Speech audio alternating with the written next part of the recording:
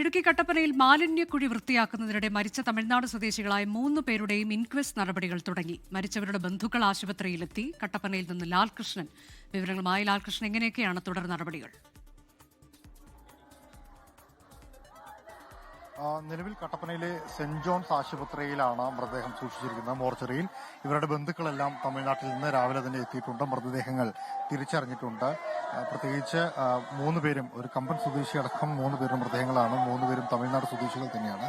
Jayaraman, Michael, അതോടൊപ്പം തന്നെ സുന്ദരപാണ്ഡ്യൻ എന്നിങ്ങനെ 3 പേരാണ് മരിച്ചത്. ഇതിൽ ജയരാമനാണ് ഈ വർക്കുമായി ബന്ധപ്പെട്ടുകൊണ്ട് തമിഴ്നാട്ടിൽ നിന്ന് മറ്റ് 2 യുവാക്കളെയും ചേർത്തുകൊണ്ട് ഇവിടേക്ക് എത്തിയത്. ഇവർ സ്ഥിരം ഈ മേഖലയിൽ ഇത്തരം വർക്കുകൾ ചെയ്യുന്നവരാണ്. അതായത് ക്ലീനിങ് ഭാഗമായിട്ടുള്ള പ്രവർത്തികളെല്ലാം ചെയ്യുന്നവരായിരുന്നു. പക്ഷെ 1 മാസത്തിലേറെയായി അടഞ്ഞുകിടക്കുന്ന മാൻഹോളിലേക്കാണ് ഇന്നലെ ഇവർ ഇറങ്ങിയത്. ഇറങ്ങിയ സമയത്ത് ഓക്സിജന്റെ ലഭ്യത ഇല്ലാതാവുകയും ആദ്യം ഇറങ്ങിയ ആളെ കാണാതായതോടെ രണ്ടാമത്തെ ആളും, അയാളെ കാണാതായതോടെ 3ാമത്തെ ആളും ഇറങ്ങിയതോടെ ആണ് ഈ അപകടം അറിയുന്നത്. 10 കൂടി രക്ഷാപ്രവർത്തനം നടത്തിയെങ്കിലും ഇവരെ ജീവനോടെ തിരിച്ചു പുറത്തേക്ക് എടുക്കാനായില്ല. പ്രത്യേകിച്ച് ആ മാൻഹോളിന്റെ സ്വഭാവം അടക്കമുള്ള കാര്യങ്ങൾ വലിയ പ്രശ്നമായി തന്നെ നിലനിൽക്കുന്നുണ്ടായിരുന്നു. എന്താണെങ്കിലും ഇപ്പോഴുള്ള, അതായത് ഇൻക്വസ്റ്റ് നടപടികളാണ് നിലവിൽ പോലീസിന്റെ ഭാഗത്തുനിന്ന് പുരോഗമിച്ചിരിക്കുന്നത്. ഇൻക്വസ്റ്റ് നടപടികൾക്ക് ശേഷം ഇടുക്കിയിൽ മെഡിക്കൽ കോളേജിലായിരിക്കും ഇവരുടെ പോസ്റ്റ്മോർട്ടം നടപടികൾ നടക്കുക. പോസ്റ്റ്മോർട്ടത്തിന് ശേഷം ബന്ധുക്കൾക്ക് മൃതദേഹം വിട്ടു നൽകും എന്ന കാര്യമാണ് നിലവിൽ അറിയാൻ കഴിഞ്ഞത്. സംഭവവുമായി ബന്ധപ്പെട്ടുകൊണ്ട് ഇടുക്കി ജില്ലാ കളക്ടർ വിശദമായ റിപ്പോർട്ട്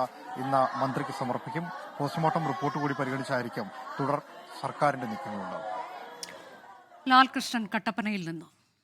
ലോകത്തെവിടെയായാലും ഏത് സമയത്തും 24 വാർത്തകളും ഓഗ്മെന്റഡ് റിയാലിറ്റി പാക്കേജുകളും എക്സ്പ്ലെയിനറുകളും വിശദമായി കാണാൻ ഞങ്ങളുടെ യൂട്യൂബ് ചാനൽ നിങ്ങൾക്ക് സബ്സ്ക്രൈബ് ചെയ്യാം.